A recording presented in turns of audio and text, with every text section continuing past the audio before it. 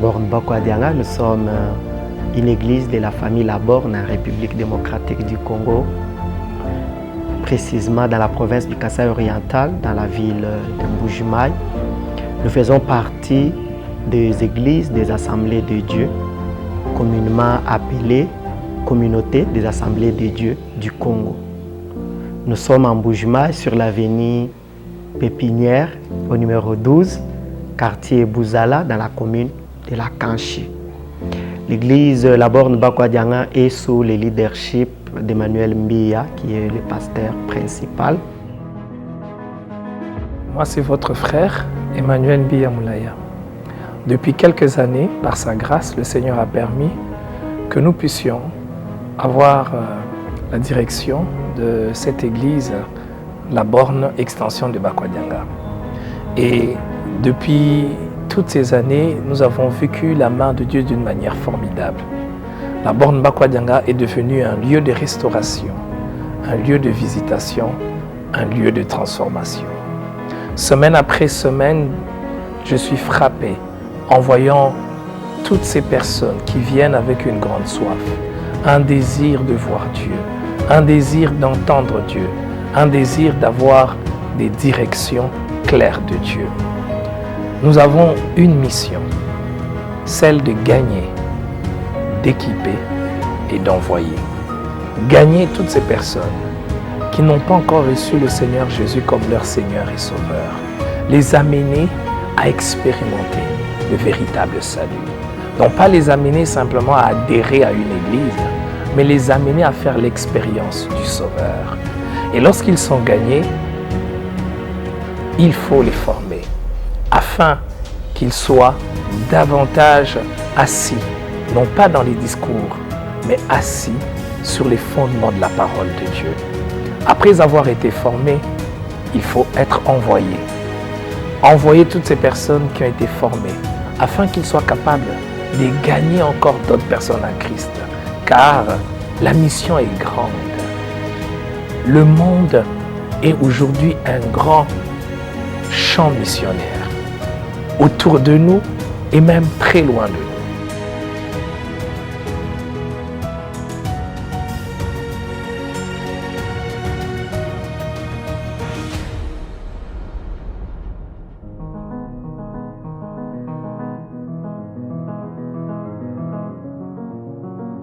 Le premier programme, sont nos cultes des dimanches. Nous avons 3 cultes dominicaux. Le premier culte de 7h30 à 9h30, le deuxième culte de 10h à 12h, le troisième culte de 16h à 18h30. En dehors de cela, nous avons nos réunions de cellules chaque mardi. Nous nous retrouvons dans nos cellules, là, au niveau de la ville de Mbuji-Mayi. Dans chaque quartier, nous avons une cellule de prière qui s'est réunie.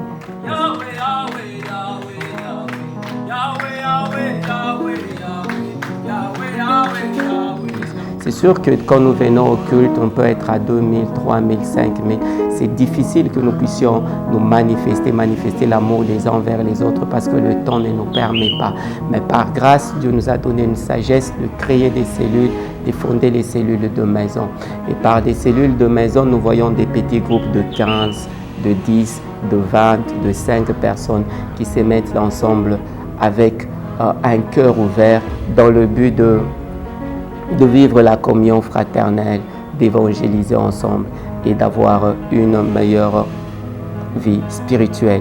On entend souvent les gens qui disent « je n'ai jamais vu les gens venir chez moi pour me visiter, pour me consoler ». Mais dans les cellules, ce qui est particulier, une absence se fait directement remarquer. Si une personne n'est pas là, d'office, les gens remarquent qu'il n'est pas là.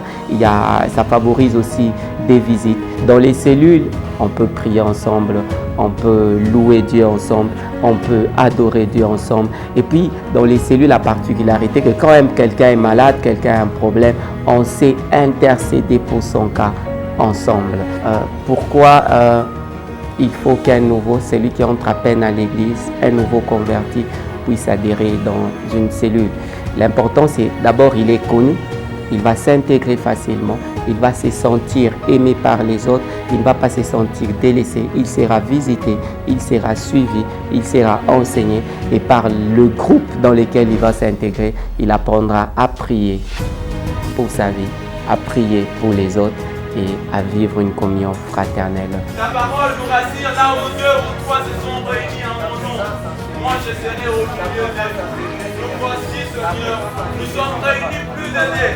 Nous sommes réunis plus de 3, Seigneur. Chaque mercredi, nous sommes enseignés en groupe, enseignés toute l'assemblée et c'est fantastique ce que nous vivons chaque mercredi de formation, chaque mercredi d'enseignement à partir de 16h30 jusqu'à 19h juste.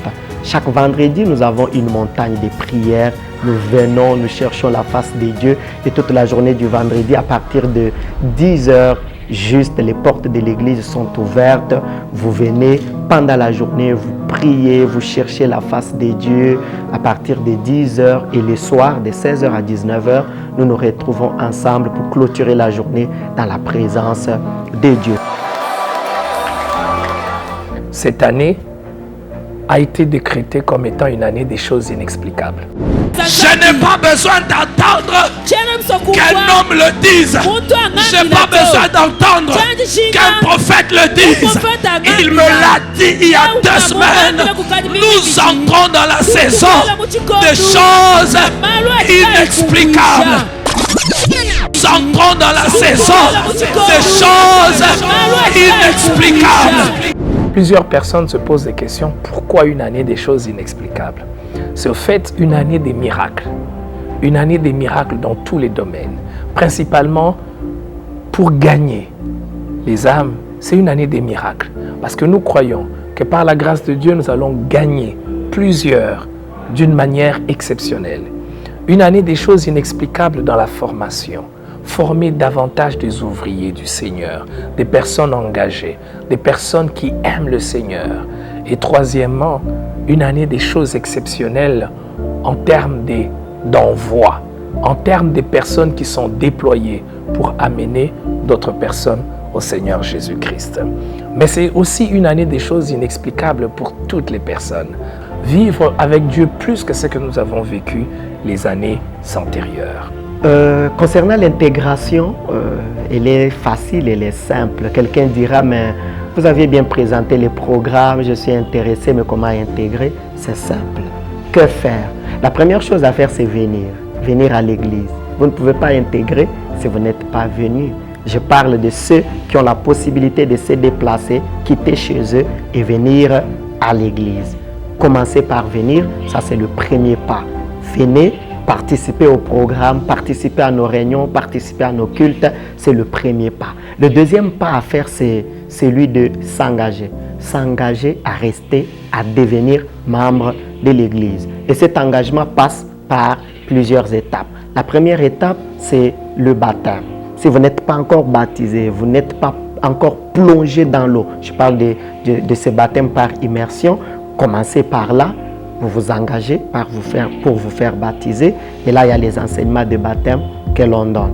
En dehors de cet engagement à vous faire baptiser, il y a le deuxième pas qu'il faut faire dans l'engagement, c'est le pas de la formation. Apprendre quelles sont les obligations des membres d'une église, quels sont les devoirs des membres d'une église. Vous passez par la formation et après cette formation, il y a l'engagement à servir Dieu. Aujourd'hui, le monde ressemble à un petit village. Chacun, à partir de son téléphone, peut être connecté à n'importe quel endroit du monde.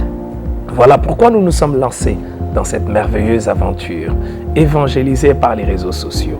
Nous avons déjà fait quelques pas et chaque pas que nous faisons, nous voyons des résultats, des personnes qui sont atteintes de partout. Nous ne voulons pas nous arrêter là, nous voulons continuer encore. Alors ensemble, engageons-nous pour répandre l'évangile partout, sans limite, sans barrière. Abonnez-vous sur la page Pasteur Emmanuel Mbia sur Facebook ou la page La Borne Bakwadianga. Vous pouvez également avoir toutes nos prédications sur la chaîne YouTube La Borne Bakwadianga TV. Et n'oubliez pas nos pages sur Instagram, Emmanuel Mbia et même la borne Bakwadianga, et même sur TikTok, Pasteur Emmanuel. Aide-nous à gagner, former et envoyer. Merci.